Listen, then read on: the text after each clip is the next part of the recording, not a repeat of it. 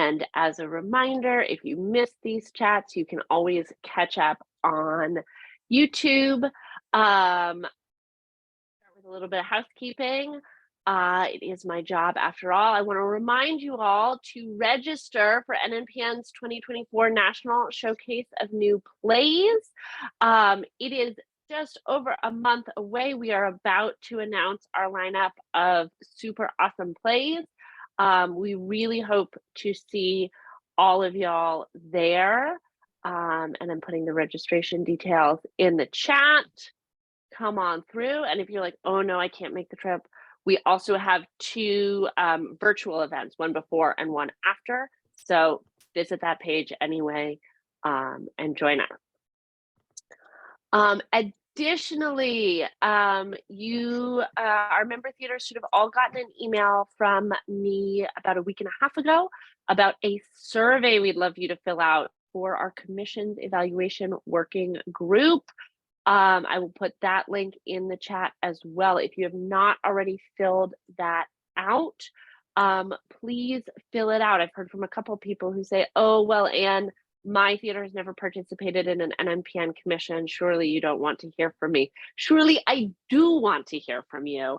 It's actually really of great interest to us to hear from all of our member theaters, regardless of if or how they have engaged with NNPN's commissioning programs in the past. So we really appreciate that. Okay, last thing. Member theater link tree. This is your one-stop shop for all the NNPN good goods. Those recordings I was talking about, showcase information, our pitch sessions for when you're doing season planning. Bookmark this link. Don't let it get too far away from you. Visit it often. Okay, that is enough from me. I am joined today by 4 incredible speakers. I'm going to put their bios in the chat. Because if I read them aloud, that would be our whole session because they are very impressive people. So I'm going to put those bios in the chat. And I'm going to invite our panelists to start. I'd love if you could each share a little bit about the new play development work of your organization, particularly speaking to how you approach this idea of cultivating your local ecosystems. I'm going to toss to Africa to kick us off. Thank you, Anne.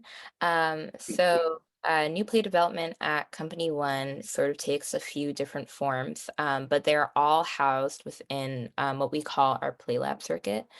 One of our initiatives is something called Volt Lab, which in years past, it was solely Playwright focused through many iterations with our resident playwright, Kirsten Greenwich.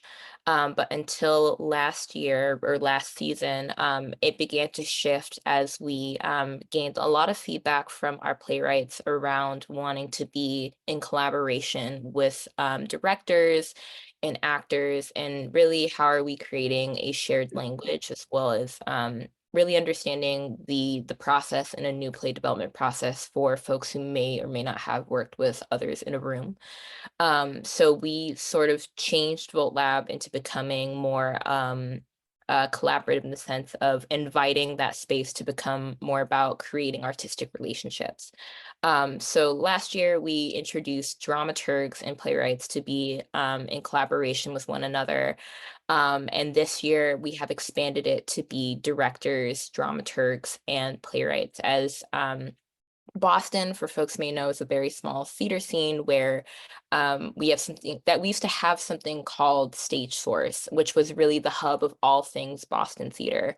And with it having slowly gone away, I want to say in late 2022, this was really an opportunity for us to really focus on what it means to build that ecosystem so that each cohort for Bolt Lab, we're creating artists who are not only mission and values aligned, but have an understanding of the new play development process from beginning to end or continuation.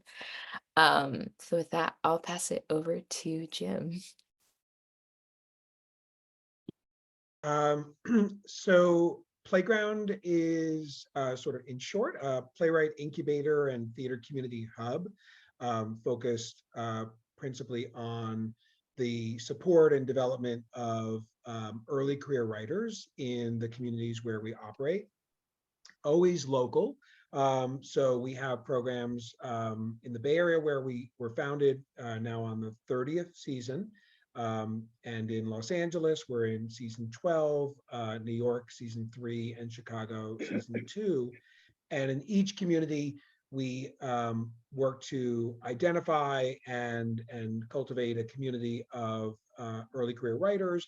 We support the development of short work so that we can create sort of community opportunities to listen to, stage, support, and work around those works. Some of those works will go on to become full lengths, but it's really about community building.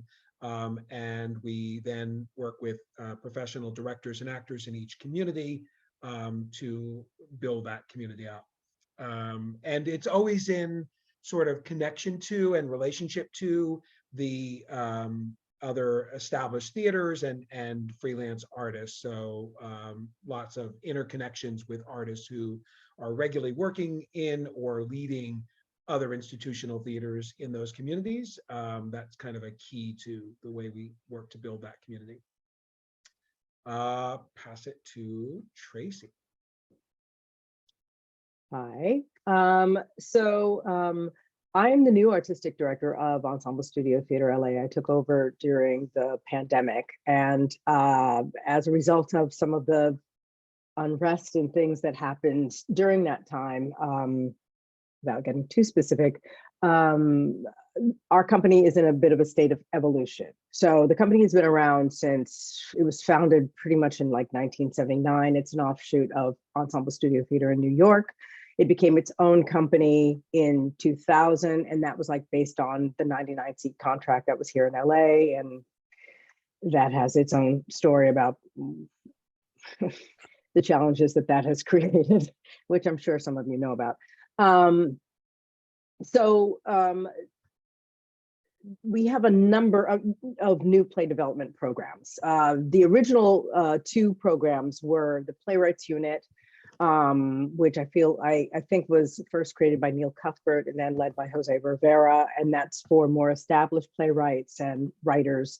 They meet weekly, and because it is a membership company, which has its own issues about when that membership was formed and for whom it was formed.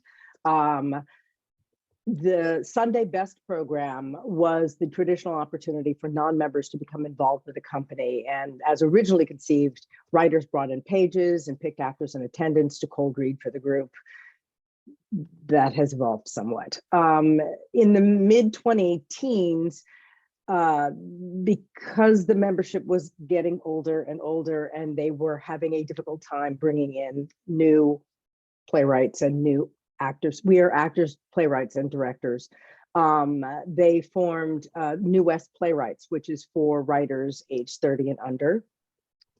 And when I came on board in 2022, we launched a new writing program called the Ignite Project, which is works in 8-week cycles to help writers, theater artists, writers of all levels to begin a work from scratch. We also have our Winterfest program, which is a festival of new plays that's going on right now, and stage readings of new plays in development. Right now we're doing 22 new plays over 5 weeks. We're also, last year we started a development lab, and one of the things I've been working on is to try to get a dedicated pipeline. How do things go from development and from these writing groups through a development process, through a workshop process, through production? We also have a true story monthly storytelling program, which helps writers tell a story, a true story, personal story based on a prompt. And we have here in LA a rather robust ecosystem of new play development theaters, programs, In fact, when I was asked to do this, I sort of did a little bit of research, and we have quite a bit of cross-pollination, Jim, with writers who are in our programs who are also members of Playground LA. And this is part of the way we cultivate our local ecosystem, is by reaching out to other companies. I belong to Artistic Directors of Color Los Angeles, which is a new organization to help support small theaters who are led by, most of them are theaters of color, but who are led by artistic directors of color, to help in a number of ways, not just funding, but to help the cross-pollination of artists and bringing new voices in. And that has been my focus since I've been on board. And I will pass it to Jerry. Thank you. I don't think I mentioned my pronouns before. I use the he, him series. And here in Salt Lake City, we at Plainview Theater are in our 33rd season, and we are unique here in our ecosystem in that our entire focus is the development and production of new work by local playwrights. So we produce, we have a couple of development programs, and we also produce full seasons of new work by local writers every season. And my my mantra is usually, if you can do it in Salt Lake City, you can do it anywhere. We have two development programs that are fairly well established now. We have one called The Lab, which has been in existence since 2008, which is for more established writers who are regularly produced with us and elsewhere. And it evolved. Initially, it was a program where everyone felt like they needed to bring their work in to share with the group in a perfect form, which of course, perfect is an illusion, but this idea that it had to be production ready in order to share. And that dissipated pretty quickly and has evolved into a really safe community where folks feel like they can bring very raw, sometimes very incomplete drafts, really to get some feedback from their peers. We have a rule in that group. Really, the only comment that is unacceptable is to preface anything with, if I were writing this play, then I would. The idea is really to plug into what each member of the lab is trying to accomplish and offer any suggestions how you see they may be able to arrive there, and answer questions about how effectively they're getting there at this point. The membership does not change much. It is currently comprised of 8 writers, 7 of which identify as female. 1 identifies as male, which also is something in terms of gender parity, that if you can do it in Salt Lake City, you can do it anywhere.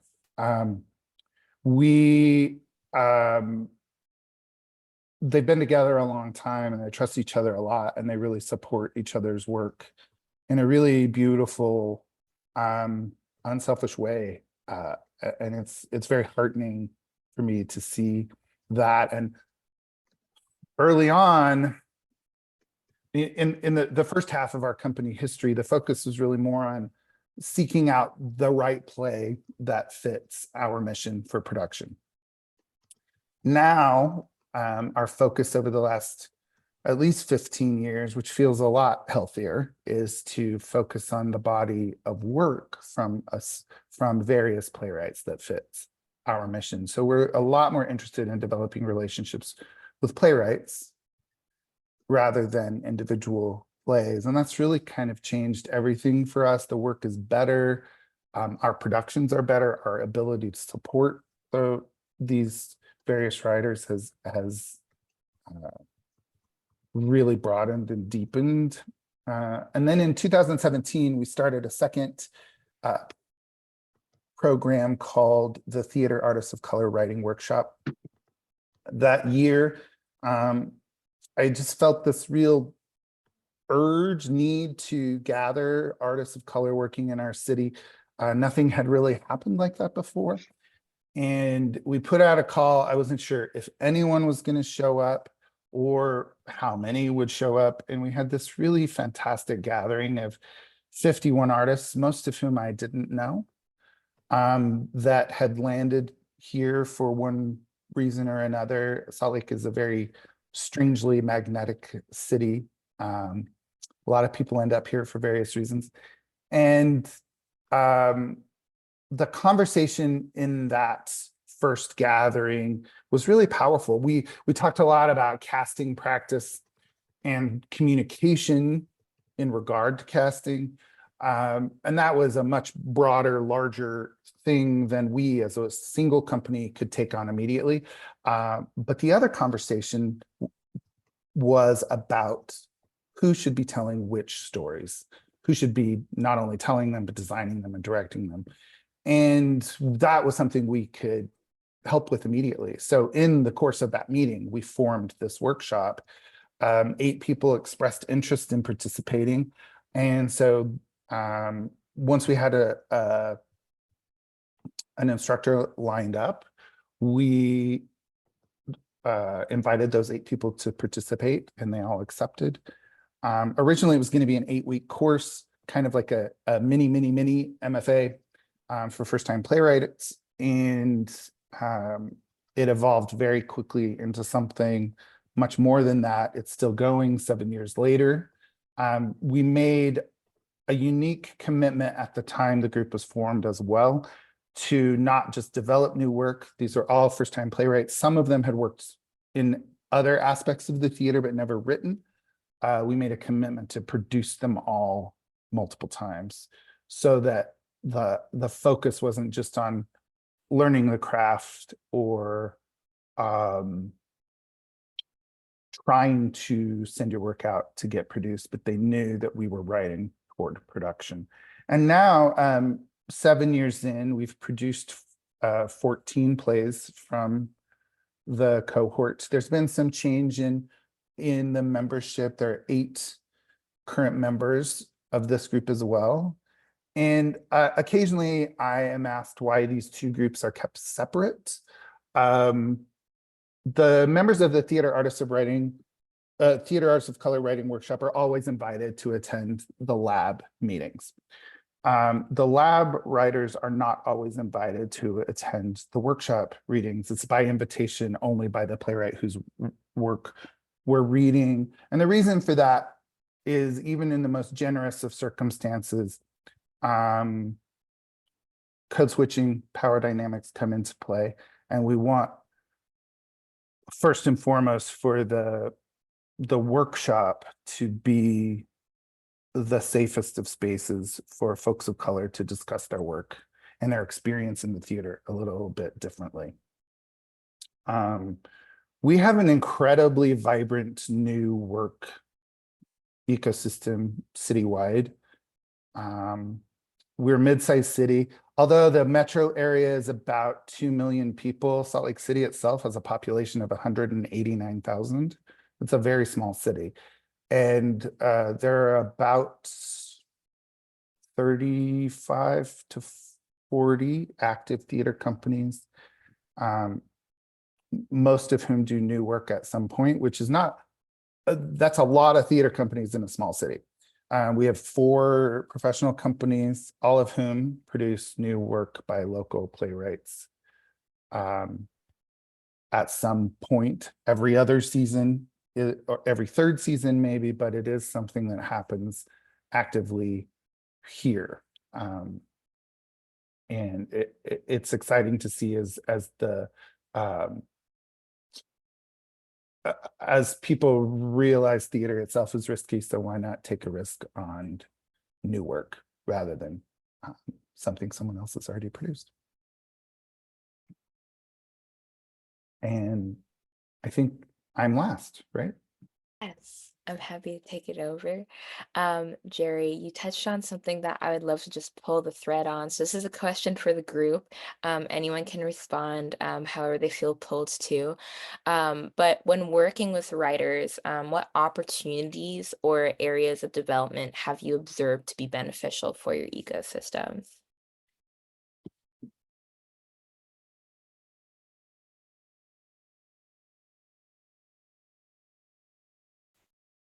I'll start. I feel I feel like as I get older and do this more, I realize that the less I say and the more I listen is the most valuable tool, and to gather people as frequently as possible. If I wait long enough, whatever I think I need to say that is so important eventually comes up in conversation. So there's no reason for me to feel like I need to be the first one to weigh in on whatever level of the process we're currently in.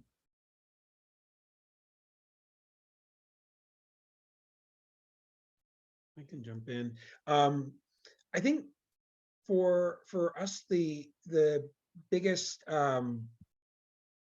benefit has just been creating this place where people are seeing each other's work, and where it becomes a place for all members of the community, not just early career artists, to come and play and to remember why we got into this field in the first place. And so those discoveries that happen between directors, some of whom are, leading institutions in the community, or who are freelancers who can pitch projects to other institutional theaters, makes a huge difference. Creating those champions for our new playwrights, our new voices, that's really been a positive impact. And I'll jump in. I think one of the benefits in our company is having several different kinds of groups available to people, because each of our writing groups functions incredibly differently. And for example, in our last Ignite cohort, rather than many of those writers then moving into Playwright's unit, they enjoyed their cohort so much, they've sort of taken that offline and they have continued to work together and support one another in their work. The other thing that's also helpful, which I'll probably touch on again later, is collaborations with other companies in order to actually have productions in the new landscape that is California. We have found that if not full-on co-productions or collaborations with other companies in terms in support of getting a new work produced is paramount. It's nearly impossible to do without some sort of, for many of us, without some sort of collaborative partnership, which we are in the process of cultivating.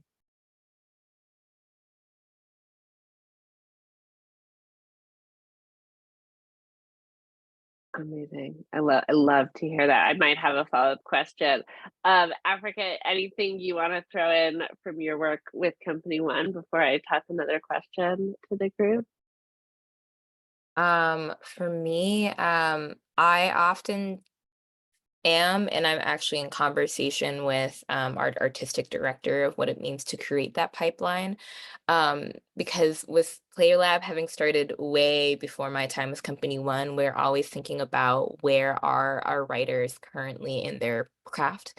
And so most of the time after a cohort has ended, I still send opportunities, whether it's through NNPN opportunities or any writing opportunities for our writers to continue their practice or at least get development opportunities for their work.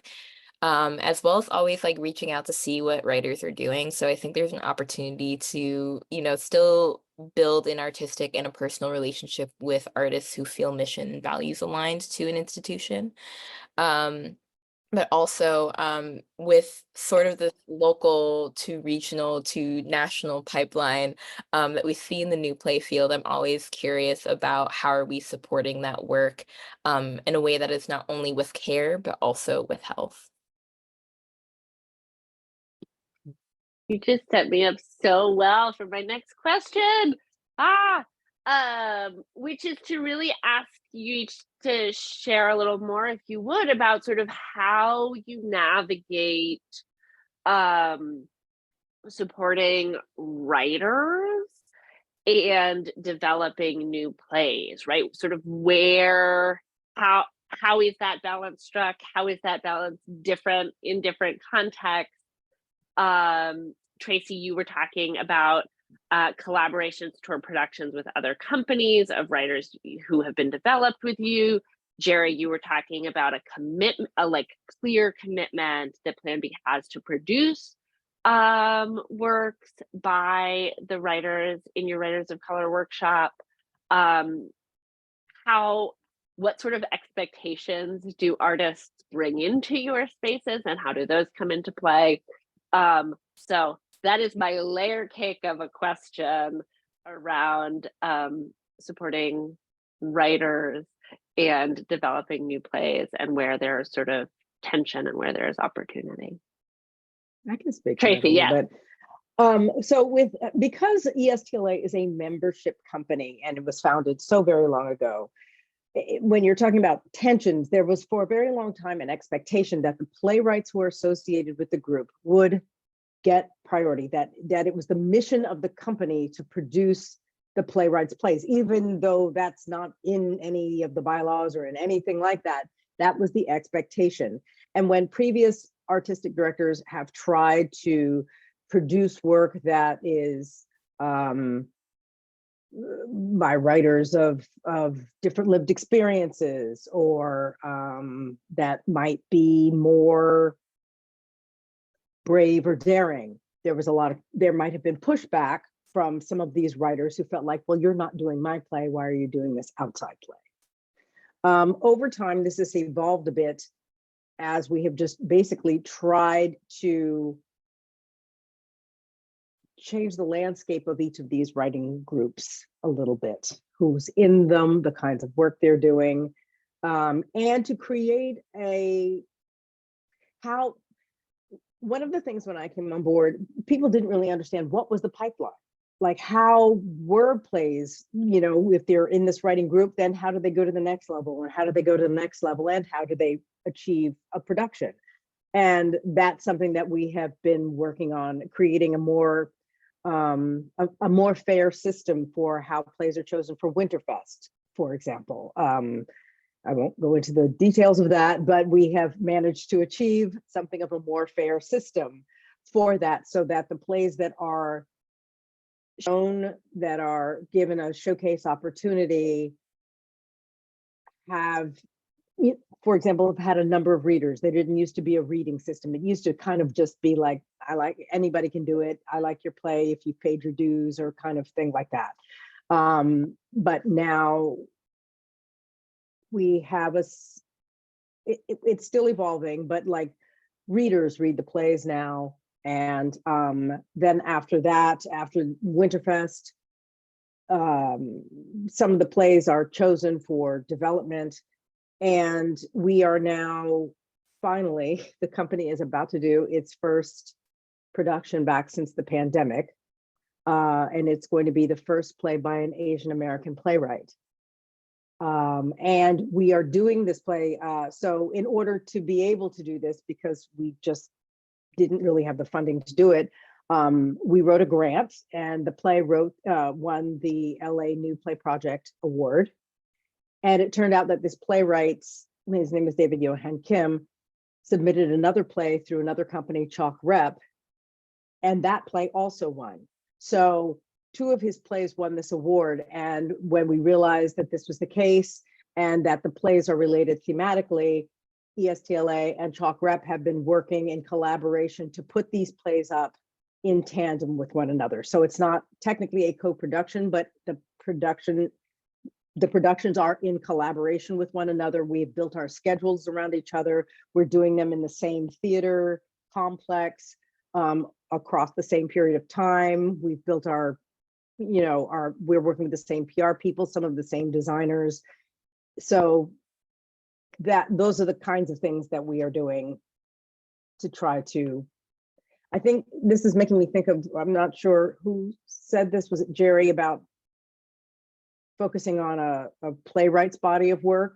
And so this is an effort in that regard, to to help create visibility and to create a path.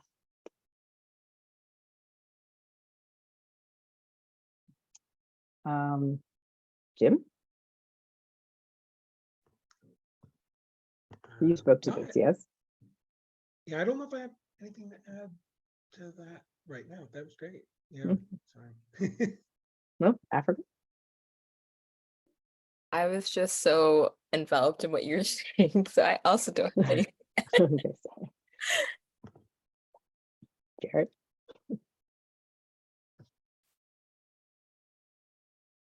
Oh, Jerry, now you're unmuted. I just really am connecting with what you're talking about. What the different iterations, what co-producing or the evolution of what that can be looks like in our new landscape. There's certainly a lot more interest than there was before. Like if I approach someone now, the conversation is really welcome, whereas even 5 years ago, it was more of a struggle to get people to consider this idea of working together. I think maybe there's less territorialism about patrons than there used to be. I don't know. I just really am connecting with what you're saying about that, Tracy. It looks like there's a hand up, so I'm gonna mute myself. Yeah, we were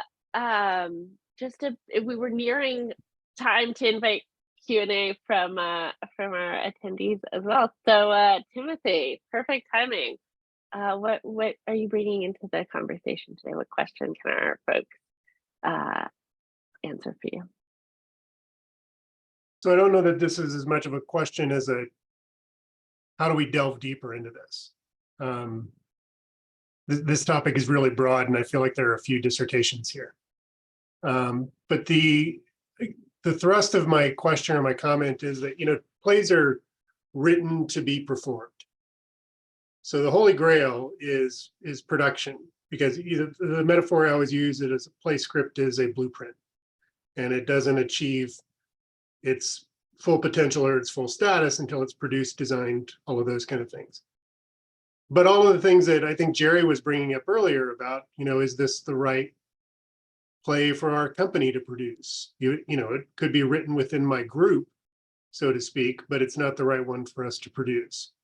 And developing those relationships with other theaters or other places that the play could be right for. I think the other thing that falls into this question or this kind of conundrum is, what is your community looking for? So in Tracy's case, it sounds like this playwright hit the lottery. There's going to be 2 productions that are put in conversation with one another in the same building in the same area. That's fantastic. How do we replicate some of that synergy to have that for other writers or for other groups of writers, perhaps writing around the same theme? So I think there's a lot to work with here. I'm excited for the conversation, but I think there's a lot of tendrils and ways that we have to look at mining some of this data and some of the conversation. I'll let you respond to all of that.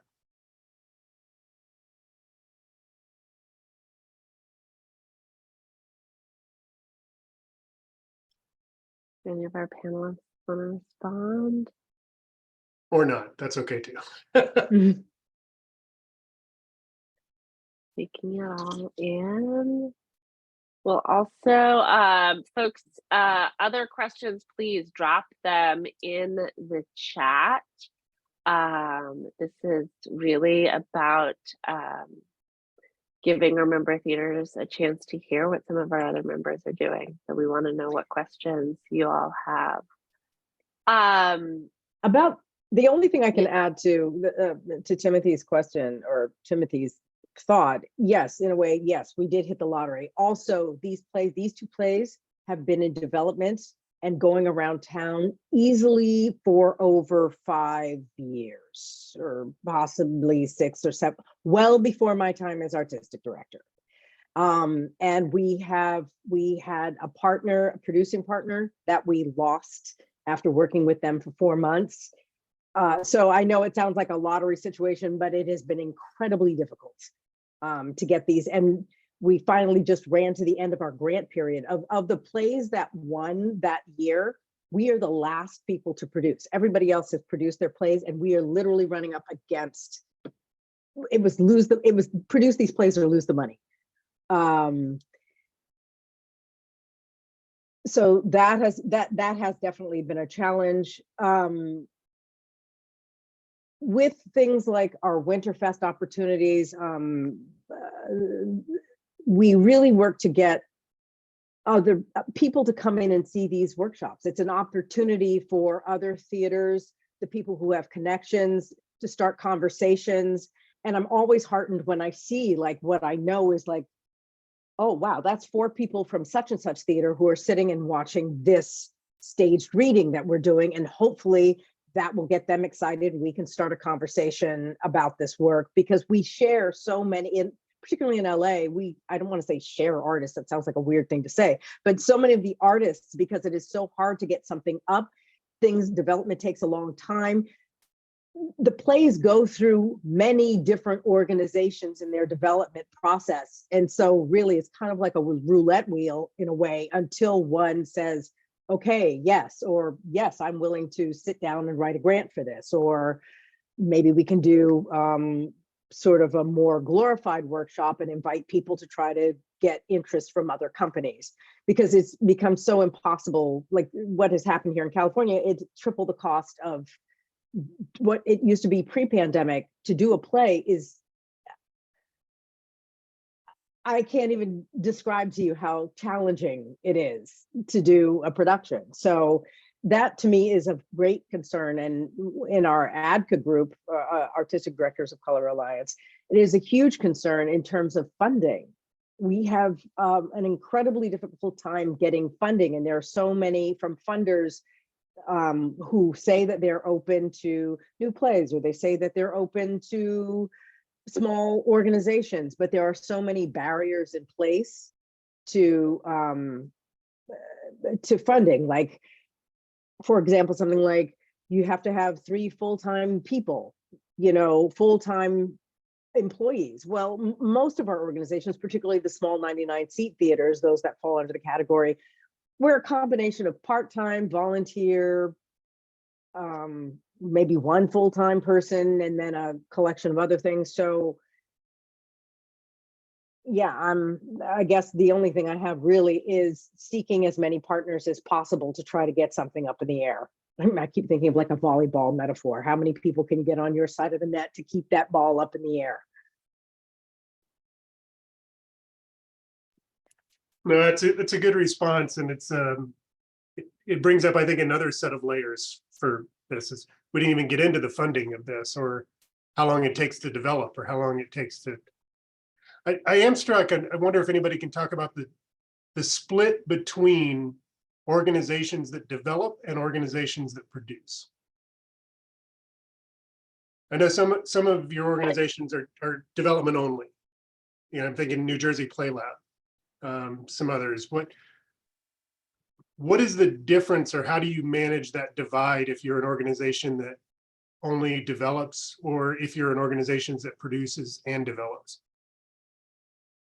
Timothy, that is an excellent question, because I actually think we have a number of folks who are not divided, but who are doing both development and production. I want to hold on that question for just a second, because I did notice that we had a hand from Alex earlier. So I wanted to invite Alex, if you have a question or a comment you want to bring into the space, we'd love to hear your perspective as well.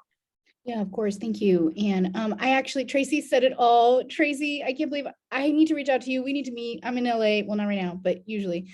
But I was going to respond to the lottery thing, I think, and I don't want to take more time, just saying, I want to remind us of how long the lead up really takes, and how are we spending our time building those relationships across theaters. Changes everything. And sometimes, I'll be honest, like for me, there are days where I feel like it is futile, and then there are other days the magic happens, and it's from seeds planted 5-10 years ago. So just thank you for naming that reality, Tracy.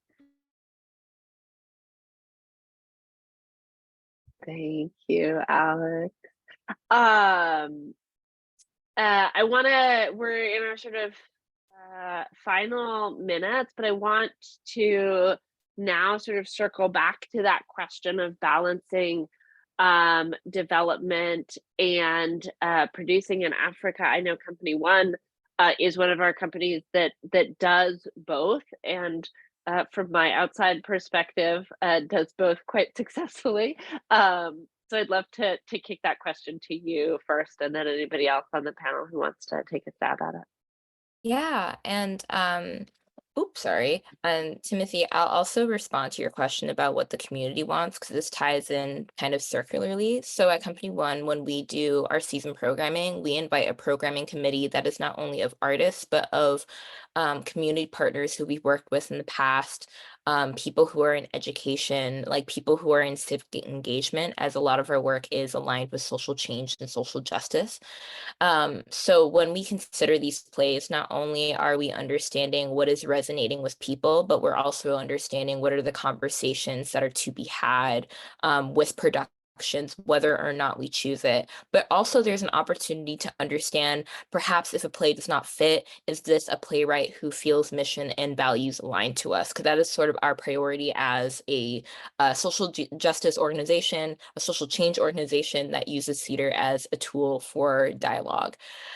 So when it comes to things like that, as well as understanding through NNPN, NPX, or perhaps word of mouth, just often another way we are introduced to playwrights, we actually consider, okay, are they bringing a play that, you know, perhaps might need development? Great, then let's figure out sort of like, we often use years as our placeholders when they could be seasons of development before it is production ready. Or sometimes it is an opportunity of things like commissions, or even through some of our smaller programs within the Play Lab unit is sort of how we're able to placate our relationships with playwrights, but also developing and producing their works. So an example that we have is that we have a workshop reading of Haunted by Tara Moses, which started off as a commission, is in its first year, and we're so excited for a multitude of reasons. The first being we're working with Indigenous core artists, a playwright, a dramaturg, and director local to the Boston area.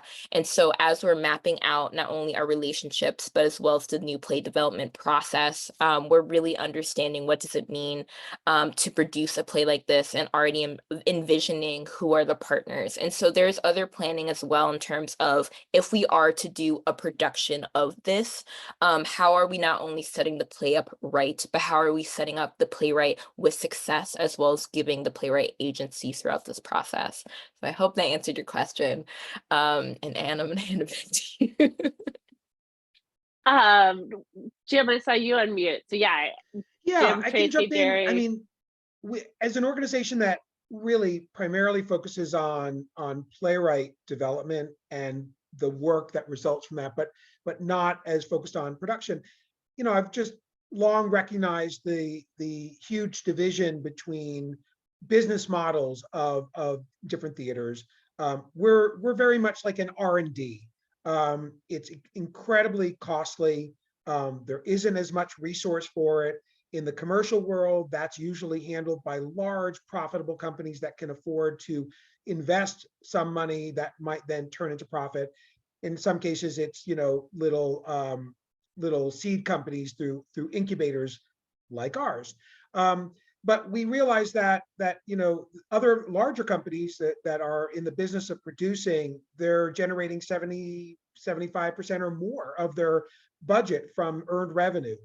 They need to sell tickets. And so that's not our model. It also puts pressure on them that they can't take risks. You know, they might do a new play, but they'll do a new play by a more established playwright, or they'll do it when the play has already hit the, you know, the success in another major market, or the playwright is actually a screenwriter who's had a great TV series. So our job is to do what we can to elevate as many new writers in each community, recognizing that I think there is a hunger among artistic leaders in theaters in each community to produce locally. There's some financial benefit, but there's also like the benefit that the media wants to cover those stories. They want to know that someone made it good in their local community. And so our job is to elevate as many writers locally to try to help artistic leaders who are incredibly busy and overwhelmed. And the question is, could you afford to take off one Monday night a season? Could you afford to watch a live stream of a 3-camera broadcast once or twice a year? How much time can we carve out from these incredibly busy schedules so that we can share more work? Not that you should suddenly produce a writer that you've never heard of, a new play, full length, that maybe is quite risky, but our goal is just to lower that risk level. And so it's very much with an eye of what more established regional theaters producing new work need, and in conversation with them about like what would make a difference. And sometimes it also includes like, oh, you've got a month free and you're willing to actually do a workshop of a new play that takes 10 hours. That gives you a chance to go a little deeper with a particular writer. And that organization may not have that program, but we do. So, we're doing 16 new full-length plays a year, 140 short plays, hundreds of writers across the country. And so we can sort of create those relationships and opportunities. That's just one example in terms of as a group that doesn't really produce, or when we do produce, it's really about how to create those relationships so that you might produce it larger, bigger, longer.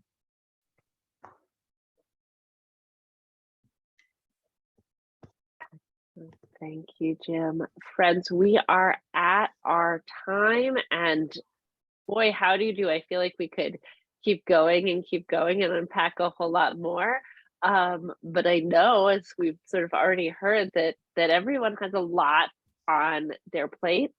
So we will set you forth back into the wide world. Huge thanks to Jim, Jerry, Tracy, and panelist and co-host extraordinaire Africa. What a great conversation. Folks, come back 2 weeks from today for our pitch season. It's season planning time. You don't want to miss it. And 2 weeks from today, plus a day, which is Thursday, March 28th, will be our finalist Playwright Slam. So that'll be Thursday, the 28th in the evening. Check out some great plays that were finalists for Showcase. Lots more happening in NNPN land. Please read those emails from us. Make sure we're not ending up in your spam folder. And that's all for today, folks. Be well, take care, drink lots of water, try to get some rest, and we'll see you around the internet. Bye, y'all.